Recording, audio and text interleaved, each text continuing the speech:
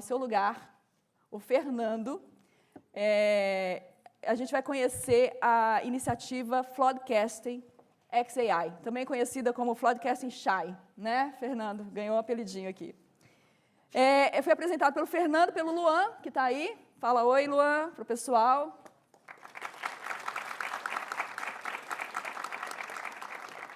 Memorizem esses rostos, viu, gente? E tem o Leonardo também, que não está. Mas, enfim, esse sistema busca responder como o uso de inteligência artificial, com o uso da inteligência artificial, o problema das inundações rápidas em São Paulo. O vídeo de abertura nos lembrou da tragédia do Rio Grande do Sul, e a gente não pode esquecer da Bahia, de Minas, Petrópolis, Rio. Se você tem vínculo com outra cidade no Brasil que passou por isso, você pode colocá-la nessa lista aí também.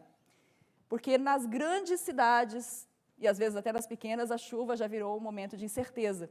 Quando começa a chover, as pessoas se perguntam cada vez mais, é só uma chuva forte? Vai alagar minha rua por algumas horas? É algo que coloca em risco a minha vida? Eu realmente tenho que sair daqui?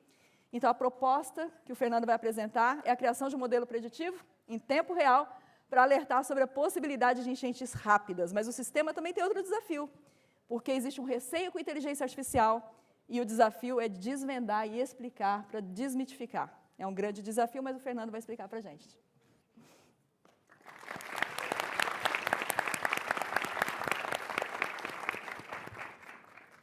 Boa tarde a todos. Boa tarde.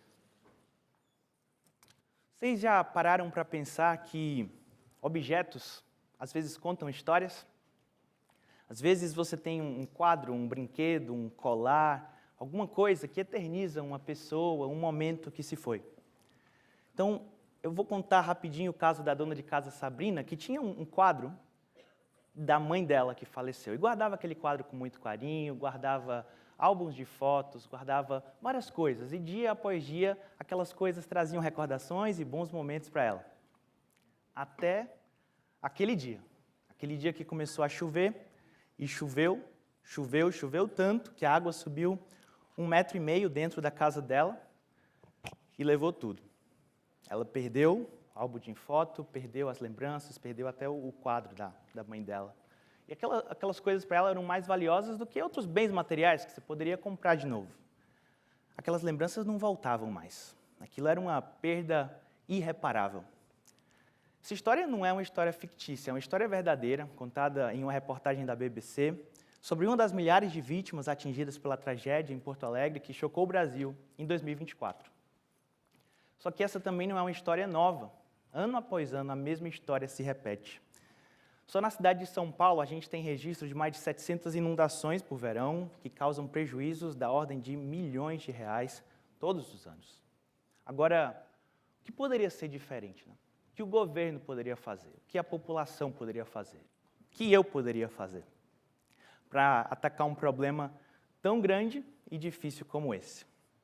Bem, a maneira que eu entrei nisso foi através da tecnologia, da inteligência artificial para a prevenção, antes que o problema aconteça. Mas para explicar isso, eu vou voltar um pouquinho no tempo, rapidamente. Desde criança eu tive um gosto muito grande por atacar problemas, passar tempo ali, especialmente com matemática, desenvolvi um amor por passar horas e horas pensando em problemas. Isso daí me levou a sair do Ceará, no Nordeste do Brasil, para estudar engenharia no ITA, Instituto Tecnológico de Aeronáutica, e posteriormente a estudar inteligência artificial em uma pós-graduação, onde eu conheci o professor Leonardo. Então, o professor Leonardo é um pesquisador apaixonado pelo que faz, e com ele comecei a fazer pesquisas sobre IA, sobre desastres, sobre enchentes, sobre inundações, e começamos a desenvolver isso, em particular, na cidade de São Paulo. Então, a gente começou a fazer o que pesquisadores fazem. A gente escreveu artigos, a gente apresentou trabalhos, e assim tem feito. Só que a gente decidiu dar um passo além. Então, juntamente com o pesquisador Luan Baraúna, que se juntou a nós desenvolvemos um produto, um protótipo, que se chama Floodcasting XAI. A ideia dele é a seguinte: nós temos dados públicos de alta frequência a cada 10 minutos, coletados de várias estações na cidade de São Paulo, dados de chuva, dados de nível de rio.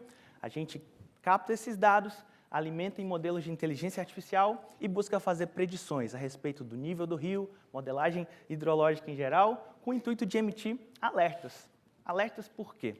Porque seria interessante saber quando que o nível do rio vai chegar em níveis críticos antes que ele, de fato, chegue, para que as pessoas possam se proteger, guardar os seus objetos de valor, guardar a sua família, guardar mesmo as suas próprias vidas. E assim nasceu Floodcasting XAI. Nós começamos a desenvolver isso, estávamos muito animados, mas eu lembro de um dia específico que eu fui mostrar essas ideias para um outro pesquisador de um centro de sistema de alertas também, e a reação dele me marcou. Ele disse algo mais ou menos como o seguinte: muito legais esses seus algoritmos, bacana mesmo, pena que eles são uma caixa preta. Caixa preta?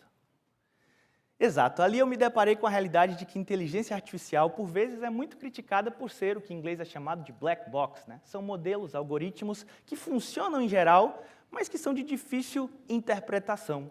O funcionamento é meio que obscuro. Eles recebem dados, eles processam dados, eles emitem resultados, mas meio que ninguém sabe direito como. E por isso, pesquisadores mais conservadores, às vezes, tendem a rejeitar esse tipo de soluções e preferem confiar em modelos físicos já bem estabelecidos, modelos baseados em equações bem entendidas, bem interpretadas, e acabam rejeitando. O problema é que essa é uma ferramenta muito poderosa para a gente simplesmente ignorar. Então, nós começamos a estudar também maneiras daquilo que se chama na literatura de explicabilidade ou interpretabilidade. A ideia é abrir a caixa preta. Nós não queremos apenas um modelo que funcione, mas um modelo que inspire confiança, um modelo que faça com que as pessoas queiram adotá-lo. No Brasil, em empresas, em órgãos, em instituições. E com isso nós passamos a desenvolver essas técnicas de estudo que trariam mais confiabilidade e transparência para a nossa ferramenta. Então, o nosso protótipo tem alguns diferenciais, é uma ferramenta open source, é aberta, isso tem trazido mais voluntários para trabalhar conosco. Ele funciona em tempo real, como eu falei, a gente tem atualizações a cada 10 minutos, o que permite atacar o problema das enchentes rápidas, e a gente estuda também como trazer transparência para esse modelo. Bem, novos voluntários têm surgido, isso tem nos animado, pessoas dispostas a empregar seu tempo livremente para evoluir nessa causa. Só que a gente quer mais, a gente busca expansão, busca colaboração. O CEMADEM é o Centro de Monitoramento e Alerta de Desastres Naturais, e ele já tem cooperado conosco e tem prometido cooperar ainda mais, o que tem nos motivado bastante. Outras empresas como a LTecno também já têm demonstrado interesse em implementar essa solução no serviço para a Defesa Civil, na cidade em que eu moro, em São José dos Campos, e a gente quer ainda mais. A gente quer parcerias com o Google, por exemplo, que tem um produto brilhante chamado Flood Hub. Só que esse produto ainda não tem cobertura em muitos lugares, como, por exemplo, São Paulo, Porto Alegre, onde aconteceram essas enchentes, e, pelo que nós entendemos, ele também não é focado em inundações repentinas, que é o que a gente está tratando aqui. Então, nós queremos entregar para a sociedade modelos que sejam não apenas eficazes, mas também confiáveis. Investir em sistemas de alertas traz um retorno altíssimo.